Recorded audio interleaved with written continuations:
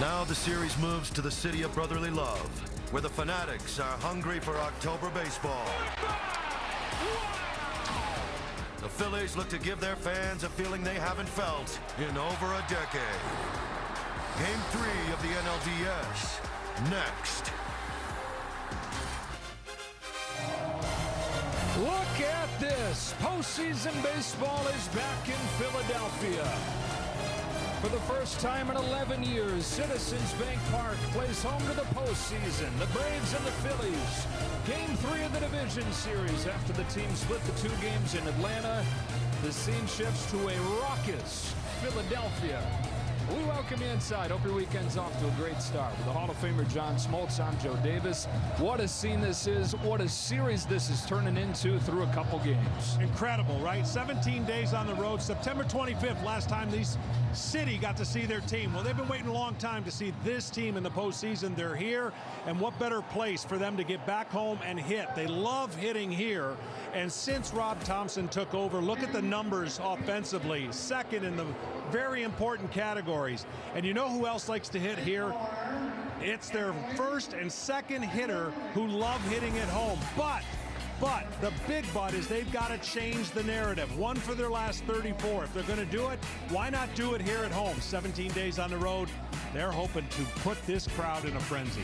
So a couple slumping hitters go up there and figure it out against, Braves are going to go as Spencer Strider, the 23-year-old rookie who might win Rookie of the Year, the fastest pitcher ever to reach 200 Ks.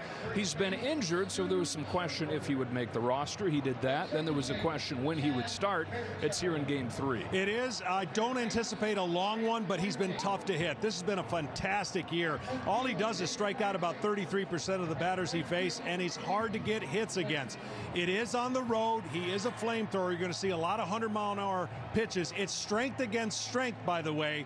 The Philadelphia Phillies like hitting the fastball. So do the Braves. We'll see who gets to execute in this game. All right, it's the youngster for the Braves. It's the longest tenured Philly. Very fitting that it's Aaron Nola taking the ball as postseason baseball comes back here.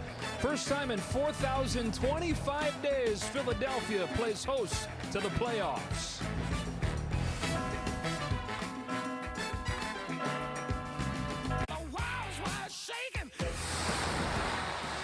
What a time it is to be a Philadelphia sports fan is right. Nick Sirianni, the head coach of the 5-0 Eagles. 5-0 for the first time since 2004. And a special, special day here today. And the weather's playing right along. 69 degrees, perfect weather for Game 3 of this division series. And the first home playoff game for the Phillies since October 7th. 2011. You were here for that one, and I mean, this place is amazing for big games, and they got a good pitcher on the mound for this one. They sure do. This has been a really great pitch series. I know it's only been 2 games, but each club has had a starter do what they need to do. For Aaron Nola, he throws 4 different pitches, and he throws a ton of strikes. This is going to be the first pitch aggressive hitter that the Atlanta Braves are against the first pitch strikes. He throws 70% strikes. There's the breakdown. Fastball, knuckle curve, 2-seam, changeup. Look for a lot of fastballs away to righties, changeups in and curveballs away. He has been on fire his last 4 or 5 starts. This is going to be a good one. 7th overall pick of the draft in 2014 was Aaron Nola. Debuted in 2015. A lot of losing, a lot of growing pains, and really perfect marriage between moment and man here as Nola, the longest tenured Philly, starts the first postseason game in forever. Ronald Acuna stands in, and off we go. He attacks the first pitch, and it sneaks through. Bounces by Bohm. And in the first pitch of Game 3, less than tight defense that we saw in Game 2 that opened the door for the rally for the Braves shows up. Yeah, it was a tough in-between hop. I talked about their aggressiveness. We're going to see a lot of this on the Braves hitters, and that ball leaked back over the middle. That hop went over the glove of Bohm in a way that he thought it was going to stay lower. It had topspin. It went higher. Now, we haven't seen Acuna steal yet, and we haven't seen the Braves on the bases be active. Part of that is because Nola's so good for the Phillies. Dansby Swanson. And this Braves offense was shut down over the first 5+ innings against Wheeler on Wednesday night. And then Swanson was part of that 2-out rally in the 6th inning. Wheeler retired 17 of the first 18 Braves, and then Acuna got hit by the pitch. Swanson took a walk, 3 straight singles, and one of the themes of this series, John, the teams that come through with 2 outs. Yeah, it's been a 2-out nightmare for pitchers when typically that's your best formula for success. Nola's 0-1. He is left over the plate and lofted into shallow center field for Bryson Stott, the rookie shortstop, for the first out of the night. Starting lineup for the Braves, sponsored by Ally. You've seen the first 2 hitters. Now it's going to be Matt Olson, who's been their hottest hitter the last couple weeks. Austin Riley bats cleanup, and the catcher Travis d'Arnaud. Rookie Michael Harris bats 6th. Marcell Ozuna draws the start, having hit 3 home runs against Nola in his career. Another 21-year-old, and Vaughn Grissom is the starting second baseman, and Eddie Rosario's in left field hitting 9th. Well, Nola's had success against Olson, beating him with fastballs away, curveballs down over the plate, and Olson has made some changes with that bat. That bat used to have kind of a point towards the third base side. Now look how vertical it is. He would have that bat angled in a way where he wasn't catching up the pitches up and away out over the plate. If you make a mistake in and up, he will make you pay for it with power. And lately he's been making everybody pay. Olson over his last 11 games hitting close to 400. He's got 7 home runs in that time, and he's knocked in 15. Swings and misses at the fastball. That's the pitch he's not going to be able to hit. Nola has the recipe to really silence every hitter on this club. It comes down to execution of location, and he's really good. We talked about throwing a lot of strikes. He has the ability to go to 4 quadrants, I call it, up, in, down, and away, and change direction of every pitch. Change up, fade away, curveball come into a lefty. Acuna with a little bit of a lean here. Not running. Strike 2, and that's been the thing lately, John. Scouts that have followed the Phillies have said, yeah, Zach Wheeler overpowering and great. Aaron Nola's been as good as anybody in baseball his last 4 or 5 starts. He's made a concerted effort to pitch with command and with conviction.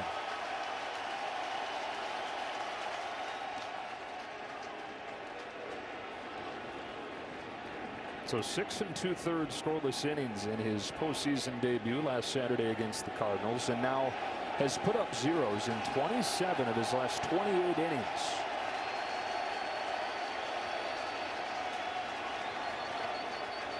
His 0-2 to Olson. Yanked down the line, but foul. And see that pitch right there, the ones he's gotten Olson out are the ones that are almost going to hit the dirt. See how that stayed up in the zone. This curveball is a really good breaking ball. He'll throw a cutter as well, but that, see how you get the catcher ready to get that ball on the bounce, but that ball stayed in the zone. Lucky that ball went foul.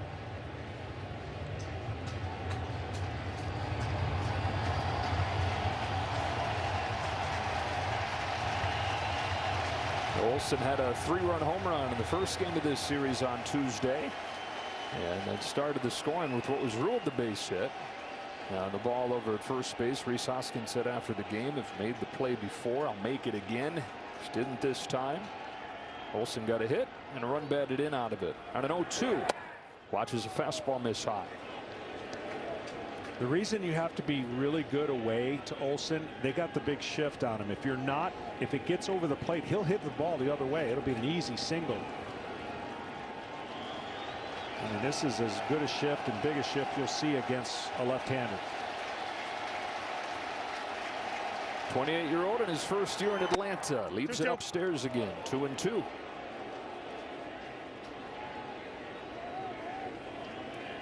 If he wants to here, he's missed up twice in a row. Now he can go back to that curveball after the one that was hit foul and see if he can get Olson to chase it.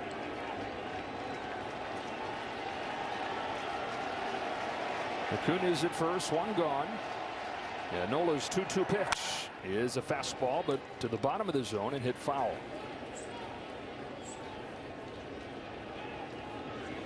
Now Nola talking about pitching with conviction, getting a chance here in the postseason, rewriting really his late season story, and that he'd always finish seasons poorly.